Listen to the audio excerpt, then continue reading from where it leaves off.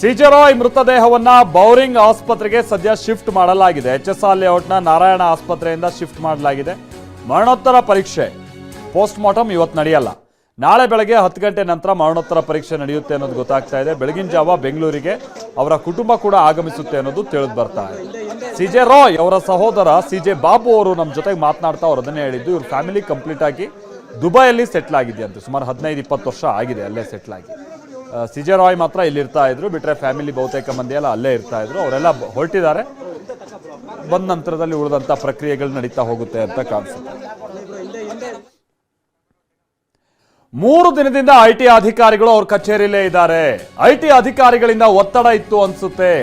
ಅವ್ರ ಸಹೋದರ ಸಿಜೆ ಬಾಬು ಅವರೆಲ್ಲ ಹೊರಗಡೆ ಇದ್ದಾರೆ. ಈಗ ಫುಕೆಟಲ್ಲೆಲ್ಲ ಅವ್ರು ನಮ್ಮ ಜೊತೆಗೆ ಮಾತನಾಡ್ತಾ ಹೇಳಿ. ಅಷ್ಟೇ ಅಲ್ಲ, IT ಅಧಿಕಾರಿ ಕೃಷ್ಣ ಪ್ರಸಾದ್ ಜಾಯಿಂಟ್ ಕಮಿಷನರ್ ಅಂತ ಆತನ ವಿರುದ್ಧನೂ ಕೂಡ ಆರೋಪ ಮಾಡಿದ್ದಾರೆ. ಆದಾಯ ತೆರಿಗೆ ಇಲಾಖೆ ಹೆಚ್ಚುವರಿ ಆಯುಕ್ತ ಕೃಷ್ಣ ಪ್ರಸಾದ್ ವಿರುದ್ಧವಾಗಿ ಅವರು ಆರೋಪವನ್ನ ಮಾಡಿದ್ದಾರೆ. ಇವತ್ತು ಬೆಳಗ್ಗೆನೂ ಕೂಡ ಅಣ್ಣನ ಜೊತೆ ನಾನು ಮಾತನಾಡಿದ್ದೆ. ಡಿಸೆಂಬರ್ನಲ್ಲೂ IT ಅಧಿಕಾರಿಗಳು 4 ದಿನ ಇದ್ರು. ಮಾತಾಡೋ ಟೈಮ್ನಲ್ಲೆಲ್ಲ IT ಅಂತಾನೆ ಭಯಗೊಳ್ತಾ ಇದ್ರು. ಆ ಮಟ್ಟಿಗೆ ಅವ್ರಿಗೆ ಹಿಂಸೆ ಕೊಟ್ಟಿದ್ರು ಅಂತ ಹೇಳಿದ್ದಾರೆ. ನಮ್ಮ ಜೊತೆಗೆ ಮಾತನಾಡಿದ್ರು TV9 ಜೊತೆಗೆ ಸಿಜೆ ಬಾಬು ಅವರು. ಬನ್ನಿ ಕೇಳೋಣ. ಎಲ್ಲೂ ಸಾಲ ಇರ್ಲಿಲ್ಲ ಅವ್ರಿಗೆ, ಆತರ ಶತ್ರುಗಳು ಇರ್ಲಿಲ್ಲ. ಏನು ಅಂತ ನನ್ಗೂ ಗೊತ್ತಾಗ್ತಾ ಇಲ್ಲ. ಈಗ ನಮ್ಗೆ ಇಲ್ಲಿ ಕರ್ನಾಟಕ ಅಂತಾನೆ ಕರ್ನಾಟಕ ಗೋವಾ ಟೀಮು ಈ IT ಅಧಿಕಾರಿಗಳೆಲ್ಲ ಬಂದು ರೈಡ್ ಮಾಡೋದು ನೋಡ್ತಿರ್ತೀವಿ ಸರ್ ನಾವು. ಇಲ್ಲೇನು ಕೇರಳದವ್ರು ಪದೇ ಬರ್ತಾ ಇದ್ರು ಅಂತಂದ್ರೆ ಏನಂತ ಟಾರ್ಗೆಟ್ ಇತ್ತು ಇವ್ರ ಮೇಲಂತ? ಅವ್ರಿಗೇನು ಟಾರ್ಗೆಟ್ ಕೊಟ್ಟಿದ್ರೋ ಗೊತ್ತಿಲ್ವಲ್ಲ. ಕರೆಕ್ಟ್ ಕರೆಕ್ಟ್ ಕರೆಕ್ಟ್ ಕರೆಕ್ಟ್ ಎಷ್ಟು ಏನ್ ಮಾಡ್ಬೇಕು, ಏನ್ ಟಾರ್ಗೆಟ್ ಕೊಟ್ಟಿದ್ರೋ ಗೊತ್ತಿಲ್ಲ, ಬಂದಿದ್ದಾರೆ. ಆ ತರ ಎದುರ್ಕೊಳ್ಳೋರಲ್ಲ. ಈಗ ನಾನು ಏನ್ ಹೇಳಿ ಮಾಡ್ಕೊಂಡವ್ರೆ. I am not able to answer this.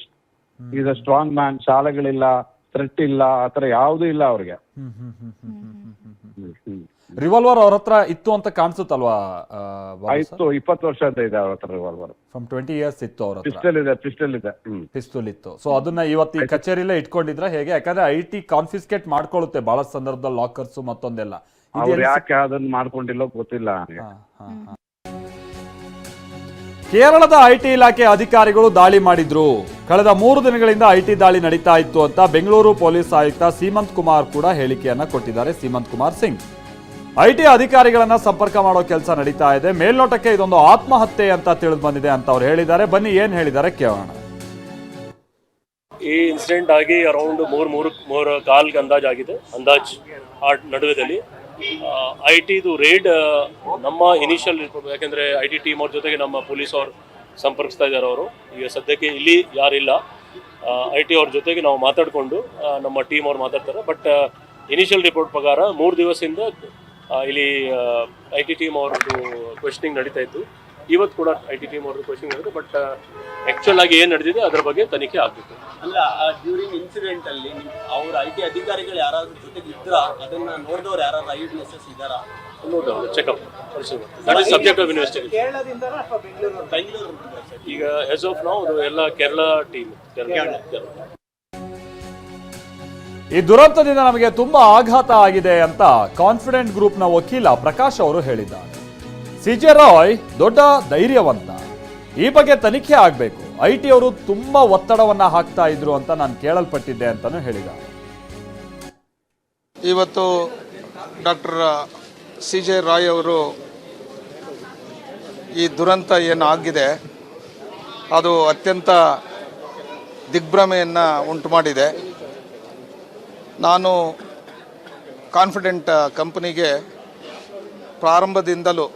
Company ಪ್ರಾರಂಭ ದಿನದಿಂದಲೂ ಕೂಡ ನಾನು ಅದರ ಲೀಗಲ್ ವಿಚಾರಗಳನ್ನು ನೋಡ್ಕೋತಾ ಇದ್ದೆ. ಆನೇಕಲ್ ಭಾಗದ ಮತ್ತು ಬೆಂಗಳೂರು ಭಾಗದ ಕೇಸುಗಳನ್ನು ಲೀಗಲ್ ಆ ಟೀಮನ್ನು ಲೀಡ್ ಮಾಡಿಕೊಂಡು ಪ್ರಾರಂಭದಿಂದಲೂ ನಾನು ಕಂಪನಿಯ ವಕೀಲನಾಗಿ ಇದ್ದೆ. ಇವತ್ತು ನಾನು ನ್ಯಾಯಾಲಯದಲ್ಲಿದ್ದಾಗ ನನಗೆ ಈ ಸುದ್ದಿ ಕೇಳಿ ಅತ್ಯಂತ ದಿಗ್ಭ್ರಾಂತನಾದೆ. ಅದು ಒಂದು ದೊಡ್ಡ ಆಲದ ಮರ.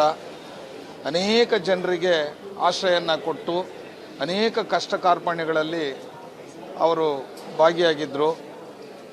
ಕಾನ್ಫಿಡೆಂಟ್ ಸಿಜೆ ರಾಯರು ಅಂತಂದರೆ ಪೆಂಡಮಿಕ್ ಸೀಸನಲ್ಲೂ ಕೂಡ ಮನುಷ್ಯನನ್ನು ಮುಟ್ಕೊಳ್ಳೋಕ್ಕಾಗದೇ ಇರತಕ್ಕಂಥ ಆರ್ಥಿಕ ಸ್ಥಗಿತದಲ್ಲೂ ಕೂಡ ತನ್ನ ಸಿಬ್ಬಂದಿ ವರ್ಗಕ್ಕೆ ಯಾವತ್ತೂ ಕೂಡ ಅವರು ಸಂಬಳಗಳನ್ನು ಕೊಡದೇ ಇರ್ತಾ ಇರಲಿಲ್ಲ. ಎಂಟೈರ್ ಸಂಬಳಗಳನ್ನು ಅವರು ಕೊಟ್ಟು ಅನೇಕ ಸಿಬ್ಬಂದಿಗಳ ಕಷ್ಟಗಳಲ್ಲಿ ಭಾಗಿಯಾಗಿದ್ದಂಥ ಒಂದು ದೊಡ್ಡ ಆಲದ ಮರ ಇವತ್ತು ಅವರನ್ನು ಕಳ್ಕೊಂಡಿರ್ತಕ್ಕಂಥದ್ದು. ಅನೇಕ ಅವರನ್ನು ನಂಬಿದ್ದಂಥ ಕುಟುಂಬಗಳು ಇವತ್ತು ಒಂದು ಅನಾಥ ಪ್ರಜ್ಞೆ ಕಾಡ್ತಾ ಇದೆ.